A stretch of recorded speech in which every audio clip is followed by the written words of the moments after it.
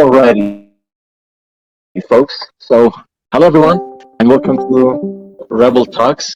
Here we will discuss almost everything, mostly related to the world of NFT and blockchain. So, let's see who we have here. Today, we're going to have an interesting talk about privacy and its changed definition that has changed with the advent of the virtual world. So, welcome all of you here. Okay, I guess Ned is going to be the first person uh, who would kick this off. Ned, are you here? Hello everyone. I'm Ned. I'm in this project as a developer with some of my friends. Actually, they are quite good friends. Today we are talking about privacy. Uh, as I'm a developer, I'm more connected to new technologies like internet programming and web design and stuff like this. So uh, I'd like to be the first talker here. Let's Okay. talk about privacy first. What is privacy? Well, in definition, we can say that privacy is the right of everyone to express themselves selectively. For example, if you want something to be hidden from others about yourself, you have the right to do so. And if you want to say something about yourself and you want others to know, you have the right to do so. This is the definition. Now, the privacy definition is overlapping with security and safety most of the times, of course. Uh, we can say that everyone has a right to have privacy and everyone has right to be safe. But these two are linked together and they're like yin and yang. They are two sides of a coin. Their existence depend on each other, and people usually see these two concepts as black or white, but it's more likely to be gray. There has to be a balance, and new technologies has made this balance more difficult, and it's like a wall between them. Uh, People throughout the history has found ways to maintain the balance, but nowadays with new development in every side of human life, it's been destroyed. We are not in balance anymore. Now I can say some examples about this kind of privacy, about in general the privacy and safety, and how do we maintain the balance. But the thing is, I personally still don't know which one is more important and how to maintain its relation between each other. Uh, I'd like to talk about something called the Golden State Killer. I don't know. Is any of you have ever heard about this? It's uh, about a criminal who lived in America and made some bad decisions throughout his life, and it was at the first it was a robber, it was a thief, and then he became a sexual raper and killed a lot of people. But for a long time, probably 20 years period of time, no police officer could catch him. It was really hard to catch. There was no evidence, no fingerprint, no face shot or something like this. Uh, he always wears masks and always wears gloves, and it was perfect. Nobody could find him.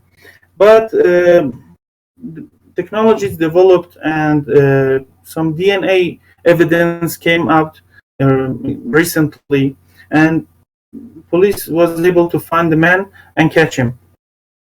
Now it was through a website called GetMatch, which you put in some DNA evidence and search for results, and it will show you the uh, match between these DNA files and the one is already in the database. And it was through this website that police was able to find the Golden State Killer, the person behind these crimes, and uh, the rule was that this website would be used only for sexual assault, identification of remains of a body, which we don't know who he or she is, and DNA recovered from a scene of a homicide, and child abduction. Only for these four kind of crimes, police were allowed to use this website. Now, in a case, uh, some some man came to a church and killed a woman, tries to kill a woman, but the woman stayed alive. And police used this website to catch the criminal, and they catch it. But then people stand up. Some people, they say that we are destroying the privacy here because the man didn't kill the woman in the church, and the four part of the sorry, the four part of the crimes that were police was allowed to use this website for wasn't one of them, and this man somehow could destroy his evidence and get out. So now I'm asking you, is that a privacy problem here or not? Okay, so I was just looking this up. You mentioned the name Golden State Killer, and yeah, I just looked over the three crimes that he had committed in the past. Um, okay, let's hear from the rest of the audience. Is there anyone who would like to tune in and tell us their opinions about this situation? Well, hello everyone. Hello, Amadeus. How you doing? Great, thanks. How you doing, guys? Are you okay? Well, Thank you. We're doing awesome. I would like to introduce myself first. Well, I'm Amadeus. I'm the social manager of this project. Well, thank you, Ned, for your great information about all the things that you said. Somehow it was a complete information about our subject privacy. But in about the thing that you said about the killer, well, it becomes quite personal. Some people idea is you have to have this access to get the information from that website, but some people say that no, you don't have to have the access to get the information from this website. And I think all the things comes from our ideas and personal ideas about how we see the crime or how we define the crime. If we had some experiences if we had a person who was killed or in our family, so it becomes more personal, some action like that. So we probably say yeah, we have to get this information from the website. But for the people who are not familiar with this situation, or we haven't had this experience in their life, they haven't had this kind of experience in their life, it's become very somehow far from their life.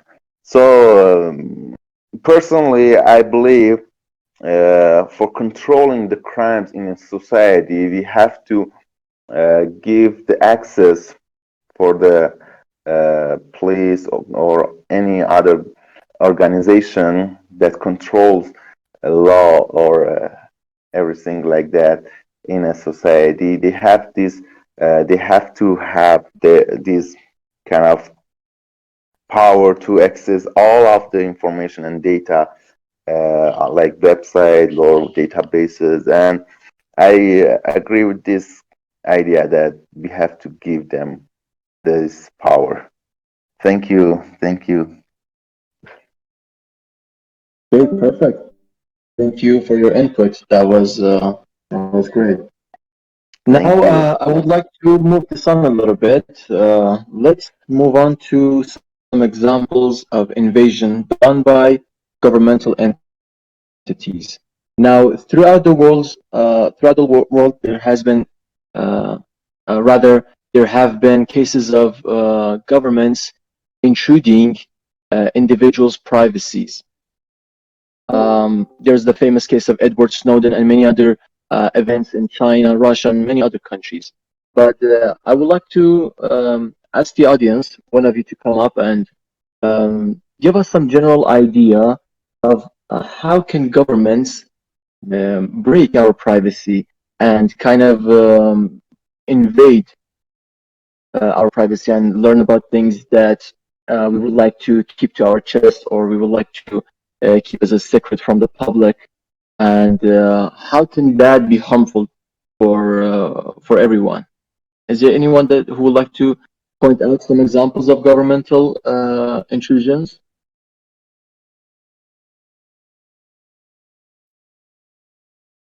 Okay, Ned, what about you? Do you have any ideas about governmental entities breaking our Well, privacy? I'd like to mention something. My good friend Amadeus talked about the individual that a person should decide for himself that whether he or she wants to give this data to the government to use it against the crimes or not. But the problem is this: you see. Uh, these kind of, for example, the Golden State Killer that I talked about earlier, in this case they use DNA. Now you as a person probably don't like to share your DNA and don't like the government to use it against the crimes, but some of your siblings, for example your sister or your brother, share his part of the DNA. Now through the DNA science they can find your own DNA, and as you right now you don't like to share it, but your siblings did, so you don't have a choice in here. And now I see a problem with this.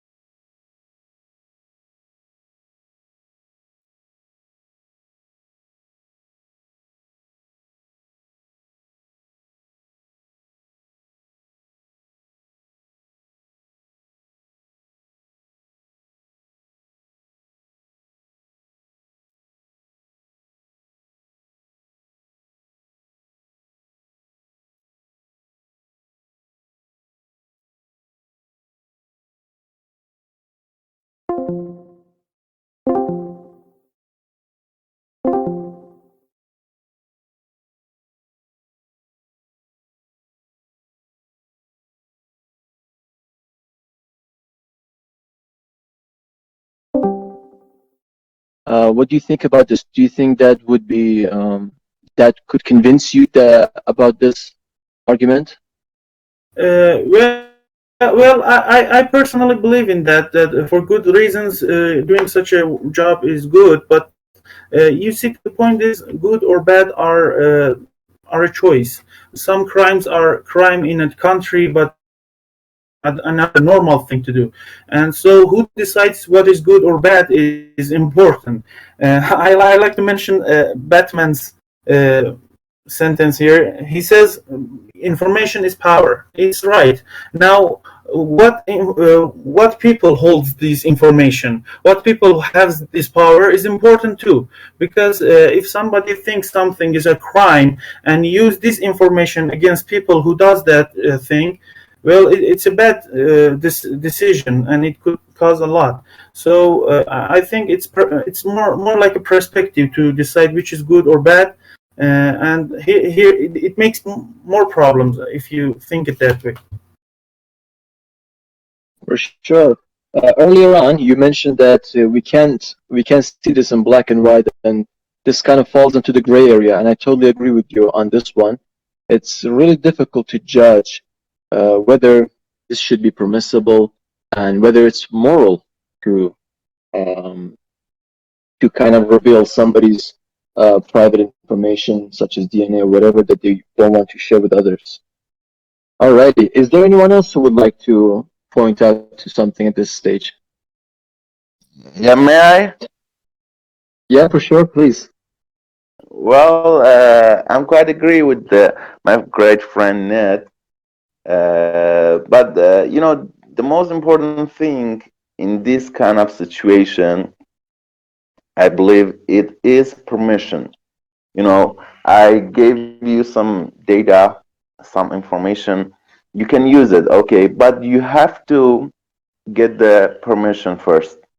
Okay, I believe when you get the permission, you have this right to do whatever you want to with the data. So you have to explain everything for me.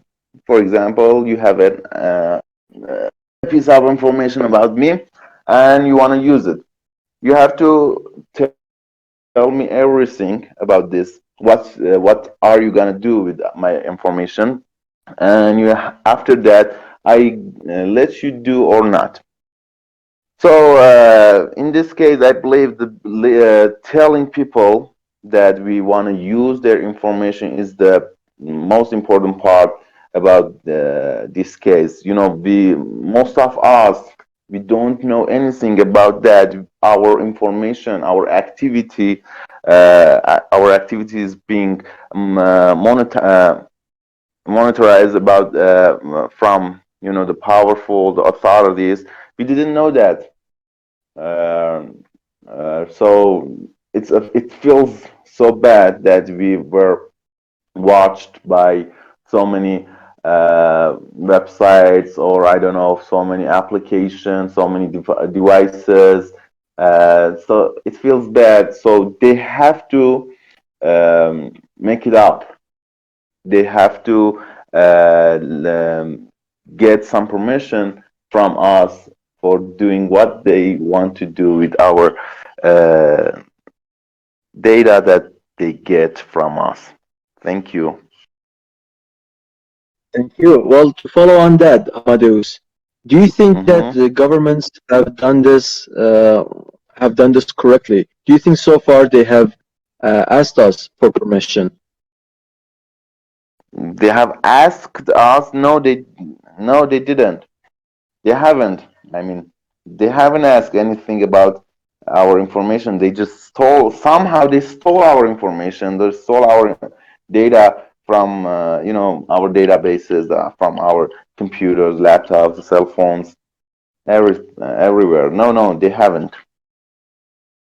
Hey everyone, can I say something? Oh, hello, Soranito, for sure. Would you like to introduce yourself Thank you. before? Thank you. Yes, yes. Thank you for having me here. I'm Soranito, and I work as a 3D journalist artist. And in this project, I work as art director and a social manager also. Okay, I have agree with you guys, but I have a problem. It's a very different issue in a country with pure democracy, and other country like China is not a pure the democracy, And when you choose the government and vote the government to have this permission to uh, government to listen to for security reason, they can um, search you and follow you, and for security reason they can do this and broke the privacy policy. I think is a different era in this field. I want to mention that. Just I'm sorry for my English. First of all, go on. That's totally fine. Thank you for your input. And Soranito, could you please be more specific with this? Is there an example that you could give us so we could better understand what you're saying? The most government have a reason, security reason for break the privacy policy in their society. But one of the examples that I mentioned, Edward Snowden is one of them that escaped from United States and go to the Russia, and they it's one. I can't say the exactly example about that, but we have just go on, please. For right now, can't. Thank you. Thank you. Well, just one last question. I'm just gonna ask for a yes. That's just a yes/no question. Do you think governments should get involved when there's an act of terror, even though that comes at a cost of breaking somebody's privacy? What do you think about this, Sorenito? Do you think governments have the right to intervene when there's an act of terror happening? I think so. I think the government have a right to this and for security reason. Absolutely, I agree with that. Okay, thank you very much. We appreciate the opinion that you mentioned here. All right, so let's move this on a little bit. Okay, guys, next. can I add something to the discussion? By all means, yeah. So what my good friend Sorrento is saying is that the government can use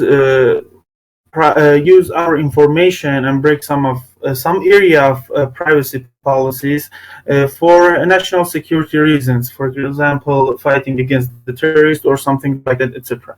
I want to mention that the privacy and the safety and security that we think are in a fight together are both of them for good reasons. For example, we live in a country and this country needs security, needs safety. We need to feel safe, and we need also to feel that we have some privacy and our information don't leak out for no reason. And I like to mention some other kind of privacy. For example, in today's world, we all use the internet and we shop online. There are some websites, for example, like Facebook, Twitter, Google, and even this Discord that we are talking here right now. They all have some system that is called a recommender system. Now, what it does is that, for example, you go to this website, search for something like an animation, for example, a Spider-Man movie, and the next day, when you came back to this website, it recommends some more options about the same search you did yesterday. Now, it is a good reason to use such a system because it makes shopping more efficient, it makes use of social media more efficient, and you find the thing you want more easily. Now, some people say that it's a privacy breaking thing to do because, for example, it should collect data on your interest, on what you like about something, and these data are private. Now, there is a reason for that too. For example, we need our safety here too. These are both good, and I said in the beginning that the balance is important, but nobody still hasn't been able to find a really strong balance. Now, there are some rules. For example, every website nowadays, when you go to them and visit them for the first time, it shows up a pop-up that says we are using cookies and store data, blah blah blah. If you accept it, now you can use our website, and if you say that I don't accept, the website would be closed probably. But these are not the fix. It's like painkillers. It's not permanent, you know.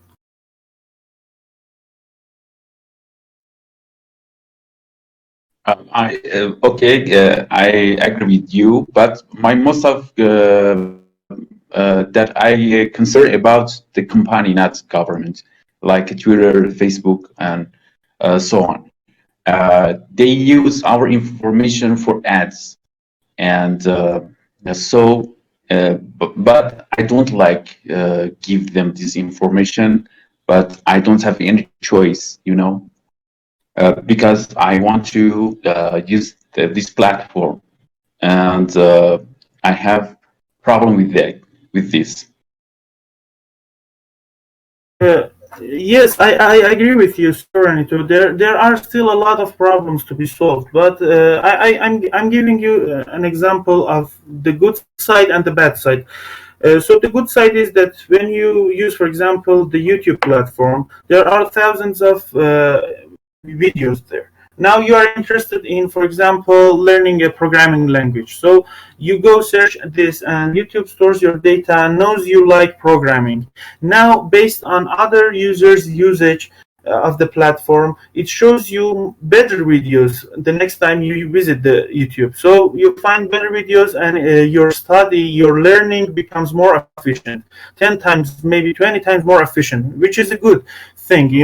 It makes your life easier in some parts. Now, it was the good side of the story. Now there is a bad side. For example, I heard a story which it's true. I can't remember the character names, but it was like this, that some father was angry that he found out some pregnancy magazines in his post mail, which was sent for his daughter. Now his daughter was just a teenager, and when they found out who sent, well, it was some shops that sent those magazines. Based on their algorithm, they thought that this girl is pregnant and probably need these magazines to read through instructions. And now the father was saying that my girl isn't pregnant. It's just a lie. Your algorithm is broken or something like this. But then he found out that his daughter is really pregnant. So it's somehow the bad side of the story. It makes some family be broken. And maintaining the balance between these two sides is the issue we have right now. Okay, thank you, Ned, for your information. All right. While you were speaking, I heard one of you mentioning Facebook. So, how do you see Facebook among all of this? Do you think, because I hear this from many people outside saying that Facebook has some negative algorithms and they kind of take advantage of our information. I heard the other day that Facebook can find out about the fact whether we're in a relationship or not just by the number of clicks, by the likes that we have for a video or for a specific message on Facebook. And now I'm just using Facebook as an example. We mentioned the governments earlier on. Now, I would like to ask you this. Do you think such companies that use our information, whether for advertisement or other purposes, whatever they may be, do you think to what extent should they be allowed, as Ned put it aptly, they're going to use it for facilitating our purchases online, but how far should they go? I think this platform should be limited. And one of the big problem with the Facebook in the past election, they sell the huge information of the users to the for political reasons purpose. So I think they don't use our information just for ads purpose. Absolutely, they use it for other purpose like a policy and sell the huge information database to the other purpose. I think. Yeah, I heard things similar to this one. Does anyone else have any input about this? I may add something. I personally believe that the solution for this problem would only be possible through education. These websites, most of them has some privacy settings that you can say what data they are allowed to collect from you and what data they are not allowed. Even the web browsers like Chrome and Firefox, Opera we use today has similar settings. But the problem is average users don't know how to use this setting and don't know what is good for them. And it's the lack of education. I believe if we want a permanent solution for this problem and for this issue that we have with privacy and safety, is only through education, that we educate people, all of them, the users, to protect themselves against information leakage and privacy breaking, and keep themselves safe at the same time. Okay, well, here's where I disagree with you on this one. What about teenagers? When it comes to teenagers, they may not have the awareness and the knowledge of knowing that these big entities can kind of take advantage of their information. Are there any ways we can educate the younger generations about this situation? Well, actually, it's been a problem because, as you mentioned, the teenagers won't follow the rules most of the time, and some of them don't understand what's good for them. And here's why that there are some rules in some countries that teenagers are forbidden to use some of the platforms, and even Facebook and Instagram.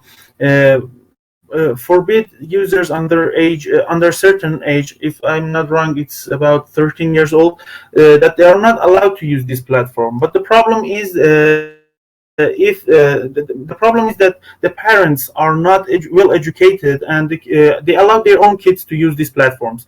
And if we educate the adults, probably the teenage would follow, and even the rules wouldn't be broken, that a younger person use the platform. So while you were speaking, an idea just came up to my mind. Do you think schools can play a role here? And I would like to invite the rest of the audience to feel free to say anything about this. Do you think that we should um, have a subject at school that kind of centers around this idea of teaching uh, um, teenagers and pupils about safety policy and privacy policies and rules. What do you think about this idea? Do you think it could work out for the benefit of the younger generation? Well, Bangkok, can you hear me? Yeah, for sure. Yeah. Well, I'm quite agree with this idea to teach kids, teenagers, people in school, wherever, it doesn't matter.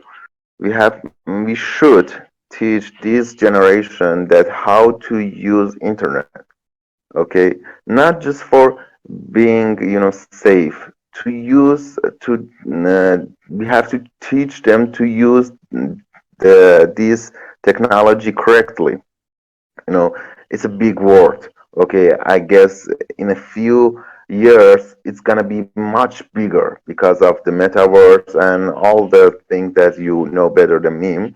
So we have to make them prepared. Okay, so how we can sorry how we can do it, the only way, as the net said, is by education. you know I guess probably in some countries they have some lectures and classes for teaching pupils and students in school and high school, but I think it should be all around the world. Okay, this type of education, we have to tell them what is good, what is bad, and we have to um, also be somehow clear with them, okay, about the safety. And also we have to um define every word for them in this new world. Okay, we all know privacy.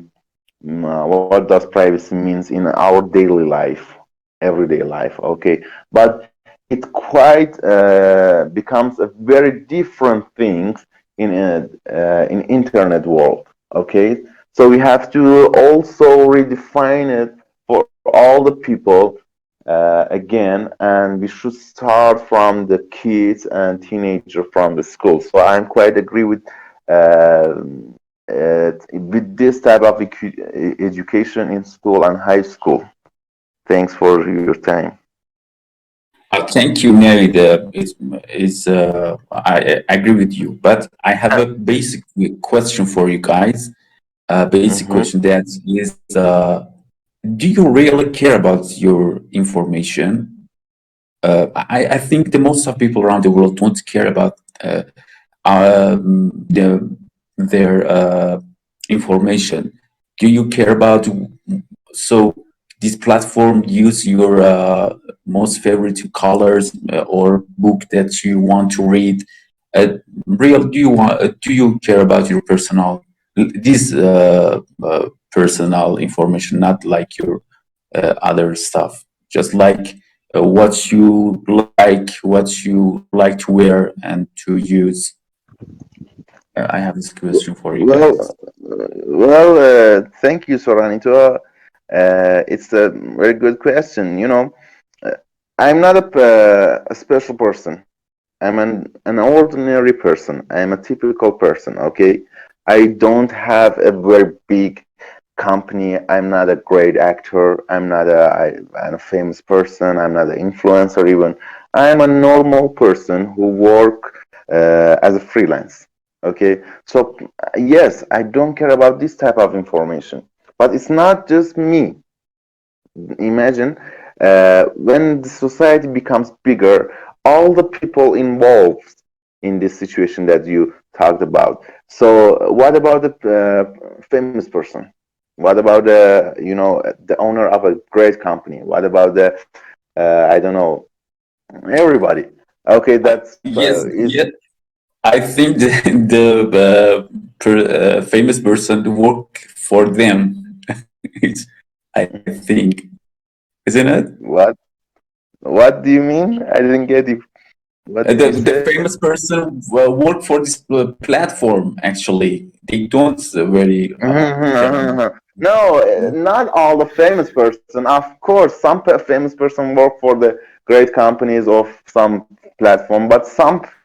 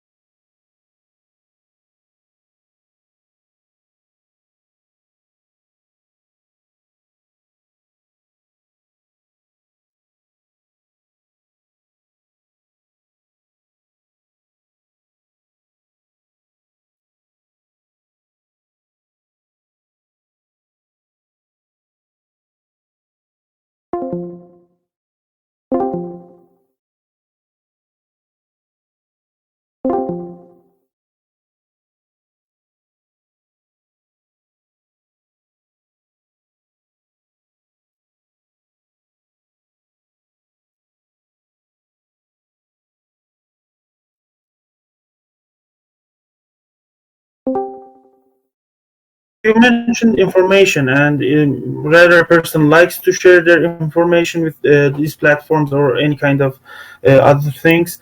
But I think the real question is that what way do you like to this information be used? For example, if its usage is beneficial for me and I can use it for better good, well, I don't care that what the information is. It's super private, and I don't want to share with anyone. But it's a good use for me, so I don't care. But if the information has a bad usage and the platform use it in a way that hurts me, harms me, so I don't like it, even though it's just my favorite color. Or what phrase did I search last night on Google? I think the important part is the usage of this information, not the collecting of them.